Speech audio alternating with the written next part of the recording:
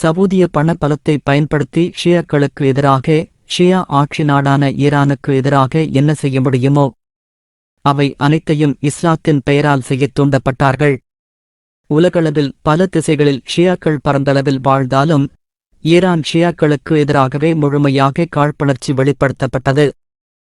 ஷியாக்கள் காபிர்கள் என்றும் யஹூதி, நசராக்களை விடவும் மோசமானவர்கள் என்றும் கூறினார்கள். அவர்களது கொள்கை கோட்பாடுகளை வாசித்து ஆராய்ந்து பார்க்கவும் தடைகளை விதித்தார்கள்.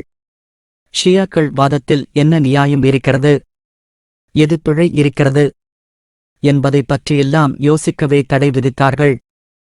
பல்வேறு பிரச்சாரங்களை முன்னெடுத்தார்கள். ஷியாக்கள் எல்லோருடனும் சமூக ஒற்றுமை கருதி எல்லா மதங்களையும் மதித்து அவர்களது கொள்கைக்கு வழிவிட்டு தடையில்லாமல் செயற்படுகிறார்கள். உண்மையான யகூதிகள், கிறிஸ்தவர்கள், பௌத்தர்கள் என்று இன்றும் ஈரானில் மதச்சுதந்திரம் வழங்கப்பட்டு வாழ்கிறார்கள். இந்த ஒற்றுமையை ஷியாக்கள் யகூதிகளோடு கூட்டு ஒப்பந்தம் செய்து கொண்டு முஸ்லிம்களுக்குள் வேற்றுமையை ஏற்படுத்துவதாக கட்டவிழ்த்துவிட்டார்கள். சியோனிஸ்களோடு தாங்கள் பகிரங்கமாக ஒப்பந்தங்களை செய்து பாலஸ்தீனை தாரை வார்த்துக் கொடுப்பதற்காக ஈரான் மீது அபாண்டமான குற்றச்சாட்டை பரப்பிவிட்டார்கள். கிறிஸ்தவ விஷமிகளும் சியோனிசமுமே எல்லா மதங்களுக்கும் ஆபத்தானவர்கள்.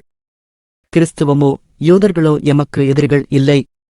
அவர்களும் இப்ராஹிமிய மார்க்கத்தின் பங்குதாரர்கள் என்பதை புரிந்து கொள்ள வேண்டும். அவர்களது புரிதல் நம்பிக்கை அவர்களுக்குரியது. எமது நம்பிக்கை புரிதல் எமக்குரியது. இப்ராஹிமிய மார்க்கத்தின் கடைசியானவர்கள் இஸ்லாமும் முஸ்லிம்களும். இறுதி வேதமான அல்குரானையும் இஸ்லாத்தையும் ஏற்றுக்கொள்ளவில்லை என்பதற்காக அவர்கள் எமது எதிரிகள் இல்லை. இஸ்லாத்தில் வற்புறுத்தல், திணிப்பு இல்லை. எமது கருத்துக்களை, தெளிவை நாம் பிறருக்கு தெளிவுபடுத்தலாம். தான் ஏற்றுக்கொண்டதை பிறர் ஏற்றுக்கொள்ள வேண்டுமென எதிர்பார்ப்பது தவறாகும்.